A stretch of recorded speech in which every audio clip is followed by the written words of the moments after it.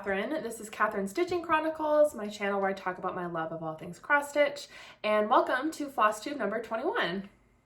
So I'm filming this on November 12th, so it has been a couple of weeks since my last video, and on top of my usual WIP progress, I have a couple of finishes and some new starts to share with you. So let's get into it. So starting first with my finishes. So I've been working on the Season's Dreams stitch along from Barbara Anna. So this started back in, I believe, September. So she designed a Dreamer Girl for each of the 4 seasons, and they've been released every 2 weeks. So this is how it looked the last time I showed it to you. I had finished spring, summer, and fall, and I think I'd gotten a start on the winter Dreamer as well. I'm happy to say that it is finished and it looks so good. So here it is. Bring it closer so you can see. So I stitched this on 40 count snowflower linen from Roxy. So this is a one-of-a-kind snow-dyed piece of fabric, but I checked on Evertote and they do still have some available. So if you're looking for something similar, definitely go check out their website and see if you can snag one of the remaining pieces. I absolutely love how this turned out. I think they all look so beautiful on here, and it's just such a fun effect. So since last time I did 1,985 stitches on the Winter Dreamer, which got her to a finish.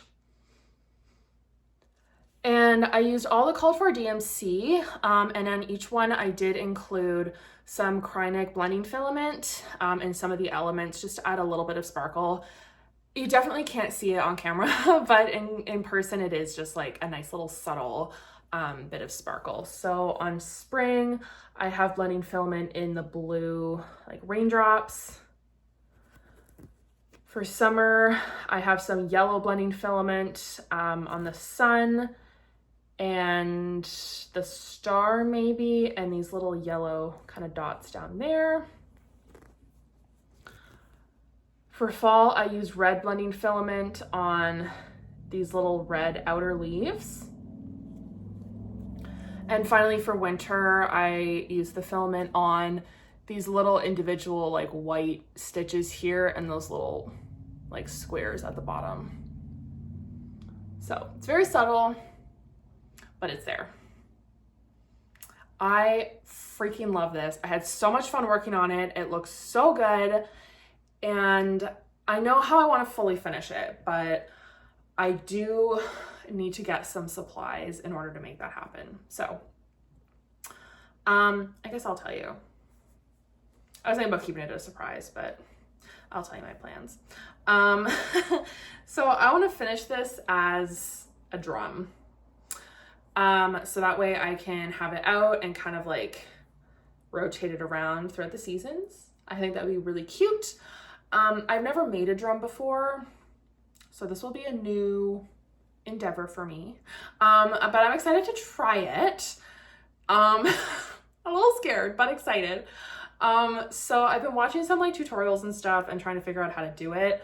I think I've pretty much kind of figured out the basics, but I need fabric to finish the top and the bottom because I don't have anything that I really like, that I think is gonna work for this. So I do need to shop around and get fabric for the top and the bottom, at which point I will be able to fully finish it. So that's the plan, but I don't have a timeline on when that fully finished object is going to happen.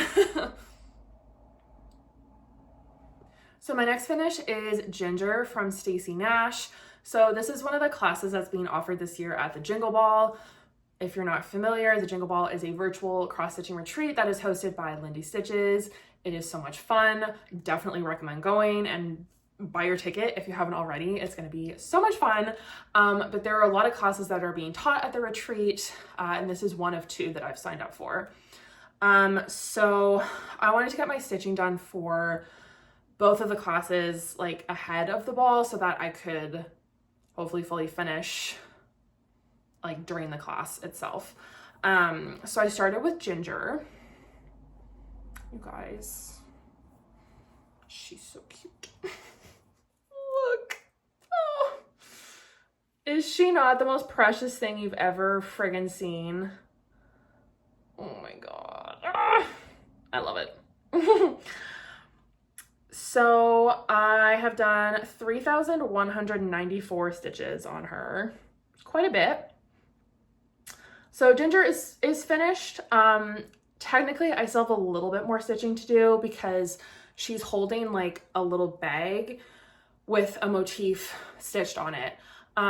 But there's more than one motif to choose from, and I haven't decided which one I want to stitch on the bag. So I've still got a bit of time. It's still like early November. I've got lots of time to decide. So in the next couple of weeks, I will be choosing a motif and just stitching up the bag really quick. It won't take very long at all.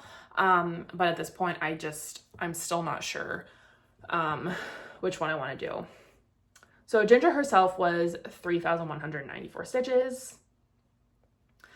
This fabric is 36 count Aztec red linen from Weeks Dye Works. It is a gorgeous, gorgeous, gorgeous red linen. Like, that's pretty accurate to how it looks in person. It's maybe a touch brighter on camera than it looks to me in natural light, but that's pretty close. It is so beautiful. Now, as far as the threads, I did use the called for fur, excuse me. So there's 2 grays. I did buy those threads, but the rest I did a stash conversion using things that I already had. So if you're interested in knowing what I used, let me know. And I can send that over to you, no problem. But yeah, like those are the only 2 that I actually used from the called for those grays. She's so cute and she's so petite. Like, this is 36 count, right? So she's only like 3.5 inches tall. So adorable. So yeah, I will be stitching up that bag. I mean, probably by the next time I film, but I'm not sure. As long as it's done before the Jingle Ball, I don't really care when I do it. While I'm here, maybe I'll get your opinion on this too. I need to pick a backing fabric. I've never finished one of the Stacy Nash animal crackers before. This is my first one. And I know some people like will finish the back and just use the same fabric that they stitched on. I don't want to do that because like I want to save this so I can stitch something else on it. But I pulled out a couple of fabrics that I had in my collection that I thought might work as backing. So I've got 3. I've got this red. It's kind of got this pattern on it. You can see it's like fairly close to the fabric that I stitched on. I also have this red with kind of beige, flowery leaf situation. It kind of looks like holly leaves to me, so I mean it could be festive. So that's pretty close actually. It's a little bit darker than the fabric I stitched on, but I feel like that could be cute. And then if I really want to go out there, I have this, which is kind of a beige with red flowers on it, and I could use that as the backing fabric. So these are the options that I'm considering. So leave a comment. Let me know if you have a preference. We'll call this one number 1, this one number 2, and this one number 3. So again, by the time of the Jingle Ball, I will need to make a decision on this so that I can fully finish Ginger. Oh, she's so cute. So cute. Next, I have part 3 of the Quintessential Frisian Smalls Stitch Along, which was done by Modern Folk Embroidery and Evertote. So this is an ongoing SAL, which I will talk about a little bit more later. But in my last video, I showed you my top and bottom pieces for part 3, which was the Biscornu. And since then I have fully finished my Biscornu and it looks so good. So here it is. So that's the top. And that is the bottom. And there's the side. So I stitched this on 28 count white linen, just basic white linen that I had in my stash. And the floss is 2 colors from Mo's SAL Silk. So the green is Wasabi and the variegated is, I believe, Water Lily Pond. So I used Wasabi to sew up the edges. And for the center, I just used a Mill Hill bead that I had. It's just a light purple.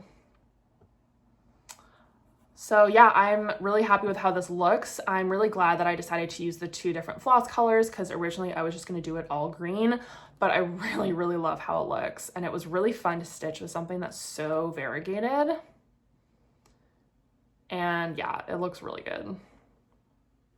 So I thought while I was here, if you haven't seen some of my recent videos, I have finished parts 1 and 2 as well. So I thought I would pull those out. So this was part 1, just this little cushion. And part 2 was a scissor fob with cording as well. Oops, it's twisted there. So both of these are stitched with Mo's SAL silks as well. And they all just look so freaking cute. So now to get into my regular whips. First up, I have the Twigs and Tea Stitch Along from Fine Frog Stitching. So I am up to date on this one on the weekly releases. I'll pop up a picture of how it looked the last time I showed it to you. And this is how it looks now. It's so cute. We're getting close to done. I think we're on we just finished part 9. And I think there are 13 parts, so we're getting there. So since the last time I showed this to you, I did this top frame with this beautiful little fox. And then this cake and that little teacup as well. So yeah, there's 1 or 2 more things in here, and then there's like some shelves and a couple more frames there as well. But the end is in sight. So altogether, since last time, I did 1,160 stitches. And yeah, as I said, I am caught up on the weekly releases. So the remaining like frames and shelves, I'm just gonna stitch as I get to them because I did not stitch all the frames ahead of time, but that's okay. And I'm stitching this on 28 count Creme Brulee Lugana from Forbidden Fiber Co. Which is a beautiful, beautiful, warm, mottled brown. There's kind of like a little bit of pink in here as well. It's a really beautiful fabric. It looks so good. Next up, I have the Toadghoul Terrorarium Stitch Along from Noctiflora Designs. So I am not quite fully caught up on this one. Since the last time I showed it to you, I have done 585 stitches, which was 1 part. So this is how it's looking now. So yeah, the part that I did was this section right here, which I believe was part 5. So part 6 has also come out, but I have not gotten to it yet. But this current week is a break week. There's no new release. So I have until November 24th to get that done. So that new section is gonna go, I believe, in here, and it is 1,352 stitches. So it's a bit heftier, but as I said, I still have like a week and a half to get that done. So not too concerned about staying on track. This looks so cool. I love the way that the logs look with like the moss on it. Ugh, So good.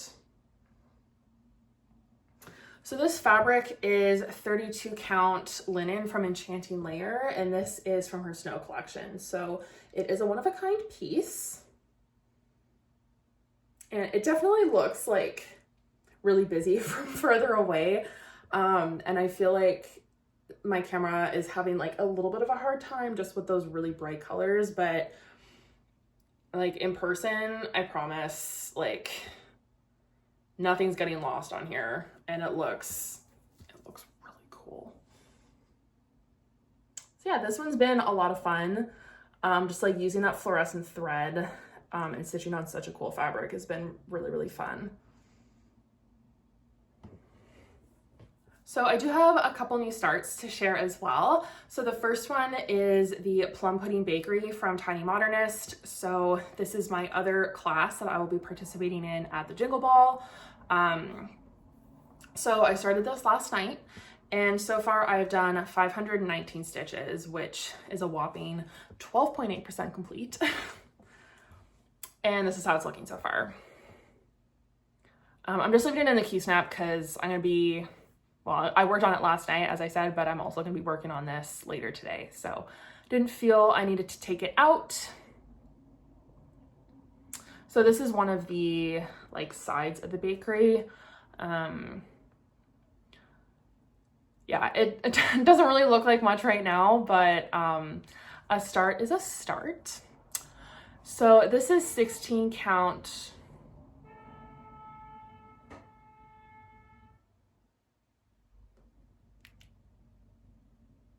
I almost just saw an accident outside my window. Oh shit.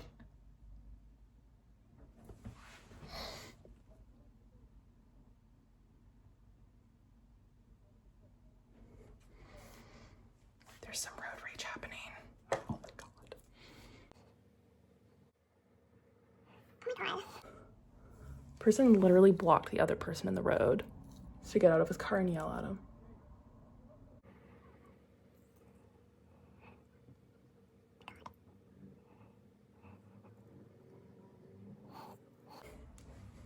Okay, so that was a weird bit of drama for no reason.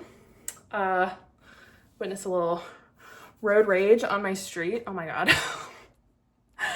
I don't know what I was saying. Fabric. 16 count Dirty Ada. This is just like Zweigart, I think. So this is the same fabric that I used for the Tiny Modernist class last year, which was a little gingerbread house, which I got out to show you. It's so cute. So this was so much fun last year, and like it's so good. So it's the same fabric as this. I had lots left over, so yeah, 519 stitches. I still have I don't know, 3,900 or so to go. So this is definitely going to be a priority in the next couple of weeks to get it finished in time for the Jingle Ball. So for the white on here, I'm actually using Chronicles number 4 braid in the color 032, which is just a beautiful shimmery white. I did the same last year as well, just to add a little bit of sparkle. And I mean, it just adds a little something something to it. So that's the only change that I'm planning on making. Aside from that, I'm using the called for DMC. The called for DMC, by the way, I'm missing 2 of them. How is that even possible? Like, you've seen my organization videos where I organize everything in my craft room. You've seen all of the thread that I have. How is it possible that in a project with like a dozen colors, I'm missing 2? How? Blows my mind. Anyway, I will be getting my hands on some this weekend, so I'll be able to fill in some more of the colors, but like, I don't understand. I think that is just a law of the universe that no matter how much DMC thread you own, you're always going to be missing at least one. My other new start is Midsummer Moth, which was an exclusive pattern from Lindy Stitches at the Midsummer Stitch, which was another Lindy Stitches virtual retreat over the summer. So I have a pretty sad start on this. I literally have done like 7 stitches. But I'm stitching this one on a canvas tote bag, and I'm using water soluble canvas. So I did film the process of me like setting everything up and getting started on it, so that I could show you guys if you've never stitched with water soluble canvas before. So I will pop that footage in here. Okay, so today I'm going to show you how I set up my projects when I want to use water soluble canvas to stitch on something that is not, you know, Aida or linen or cross stitch fabric. So I'm going to be working today on a canvas bag. This could be anything you want. It could be a bag, a shirt, pants, you know, whatever. But I'm using a bag. I also have my water soluble canvas. So this is from DMC. It is 14 count. So I believe this package came with 3 sheets, one of which I've already used. But it basically just looks like this, kind of plasticky. So that's what I'm going to be using to actually stitch on. Now, aside from that, I do have a few other things. So I've got just some basic pins. So I'm going to use this to help find, you know, the center of my bag, to center the canvas on. I'm also going to use this to first attach the canvas once I've got it centered. I have a ruler, so that's going to help me find the center of my canvas as well. I also have a pen with disappearing ink. So this particular one is air and water soluble, so it's going to disappear after a couple of hours on there, so I don't need to worry about staining or anything.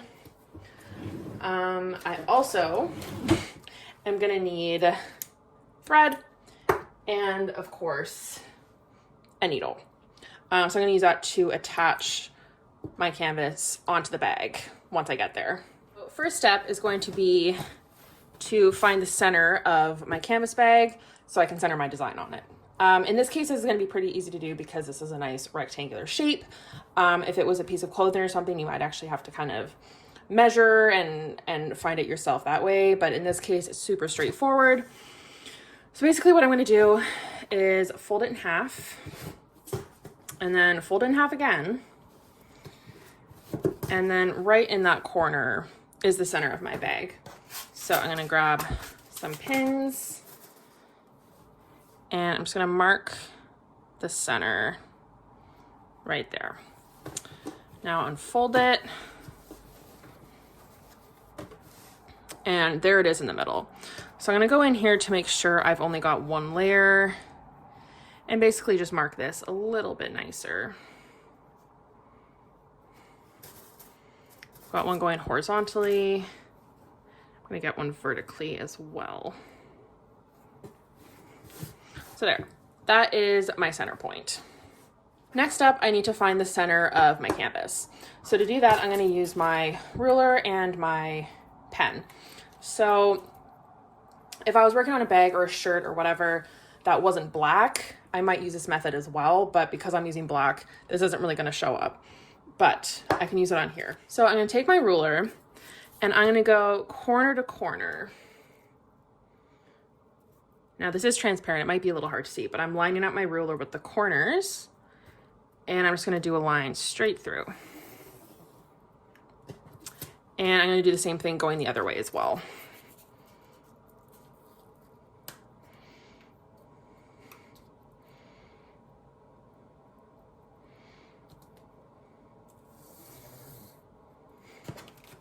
There. So now that is the center of my canvas. So now that I've got the center point of both my bag and the canvas, I'm going to line that up like so. And I want this obviously to be straight. So, I mean, I'm not being perfect with this. I'm just doing it by eye, but you could be as precise or as not precise as you want. Like so. So now what I want to do is baste the canvas to my item. But before I do that, I'm just going to pin it in place using some more of my pins just so it doesn't move around.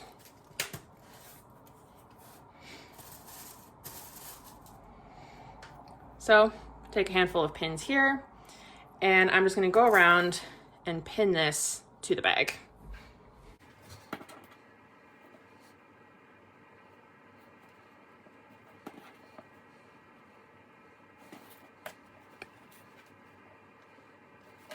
I'm being careful to only pin through one layer. I don't want to attach this to both sides of the bag because obviously I'm only stitching on one side.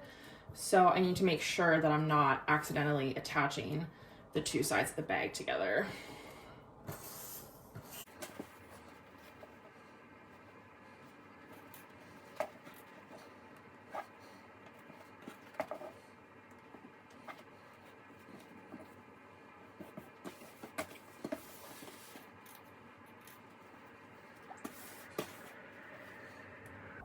I just turned the bag around for absolutely no reason. Keep going around the other edge. Oops.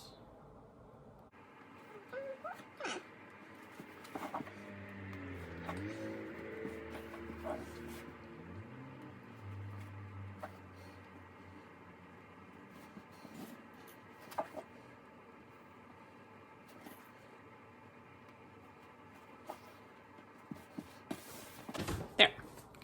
So now I've got my canvas pinned in place. So now I can go in with my needle and thread and baste along the edges and remove those pins. And then we're almost ready to start stitching. Before I sew it on though, I'm gonna somehow get in here and pull these pins out because I don't want them to be stuck under there. I should have done that sooner actually. I'm gonna take out a pin so I can get in there and take them out.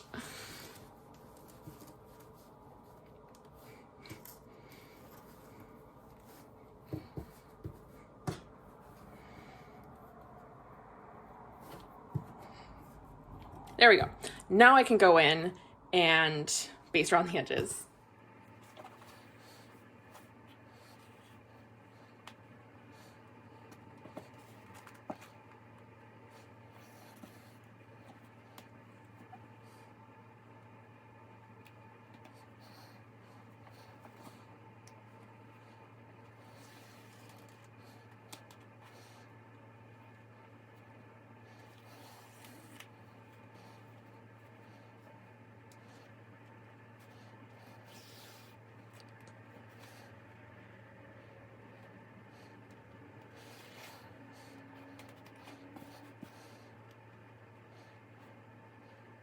So as I'm going around, I like to kind of pull things flat just to make sure that I'm not bunching up the canvas or bunching up the bag underneath. And also as you're basting around, you can pull out these pins as you go so that your thread doesn't get caught as you're stitching around. So you can see my stitches are not super tiny. They're not huge either. And this also doesn't need to be perfect. It's just there to hold things in place. It's not going to stay. So it doesn't matter if it's, you know, even all the way through or perfectly straight. Obviously, the nicer the better, but at this point, it really doesn't matter. It just is there to serve a purpose, and we're going to be ripping it out when the project is done anyway. So that's one side done. So I'm going to continue to go all the way around, and then we will be ready to start our stitching.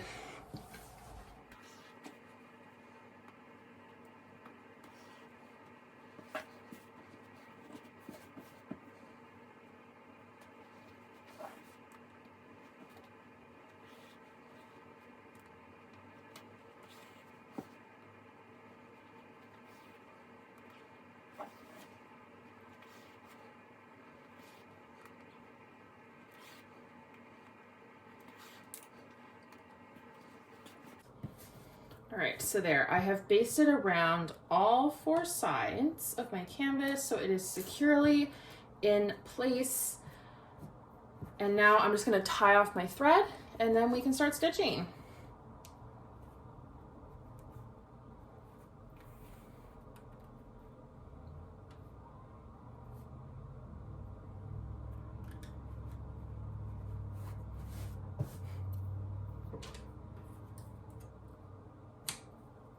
So now we are ready to start stitching. So get your pattern ready. I'm going to be stitching Midsummer Moth from Lindy Stitches. this was the popular vote when I asked you guys what I should stitch on this bag. So I'm going to pull up my pattern, and you can go ahead and start stitching as you normally would. So personally, I'm typically a center starter, so I'm going to start right on my center point that I marked out earlier.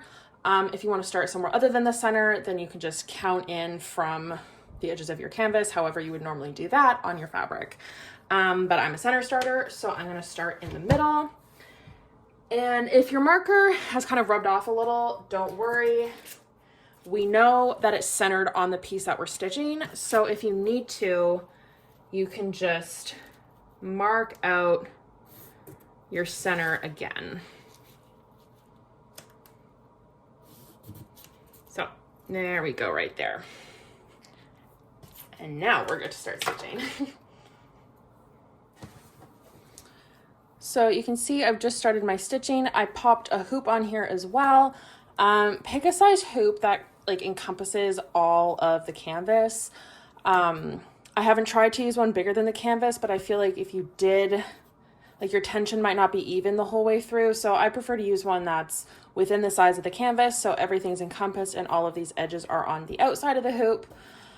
So it can be a little bit tough to get a hoop on here, but it's doable, I promise. So get that on there nice and tight, and make sure your tension is pulled even, or as even as possible, all the way around. And then you can start your stitching. So then from there you can just stitch as normal, and away you go.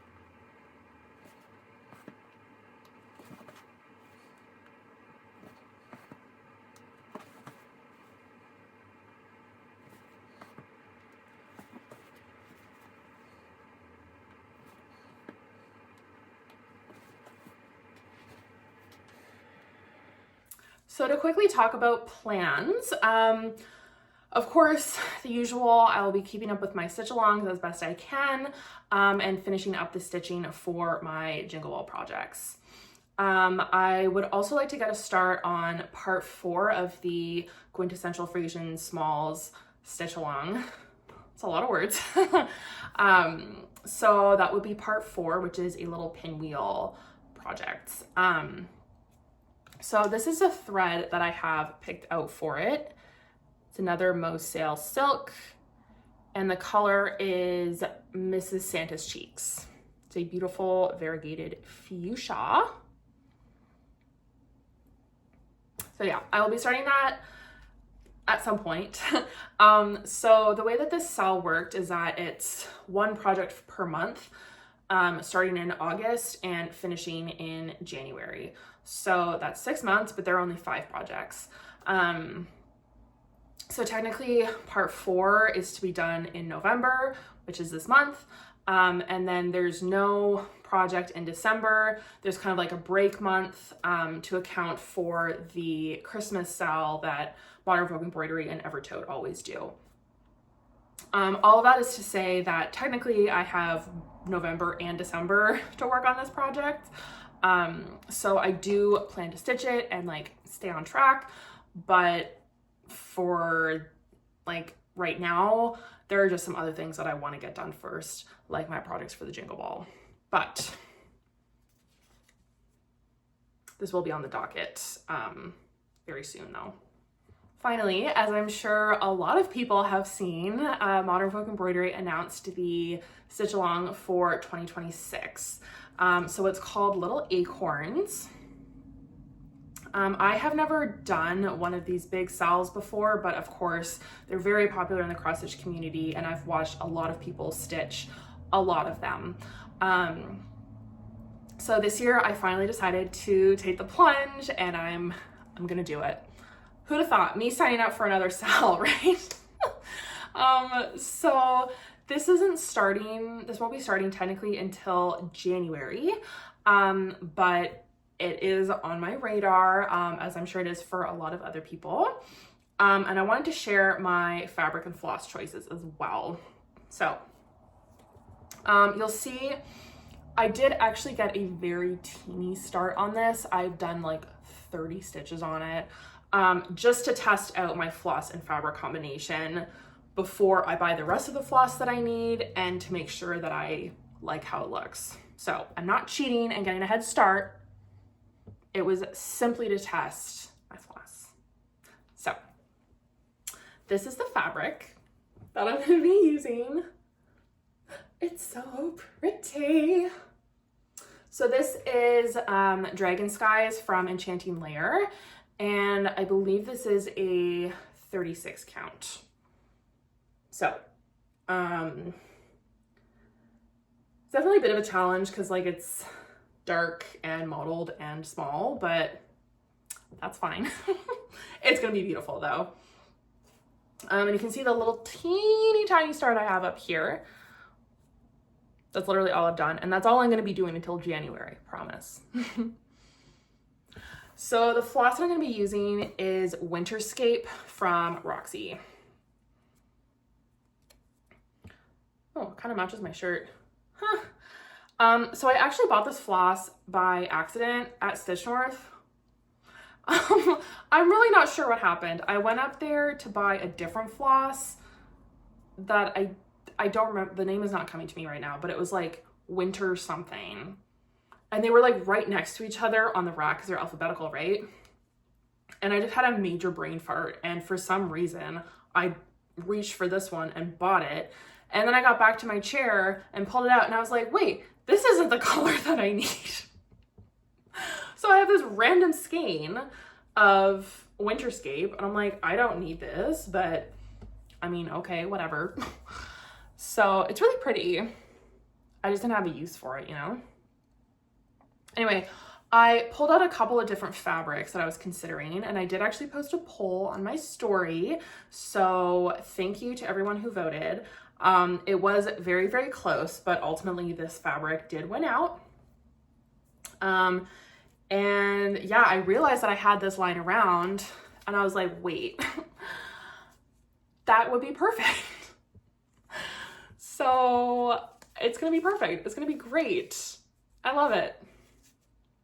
So I do need to buy several more skeins of this, but at least I already have one.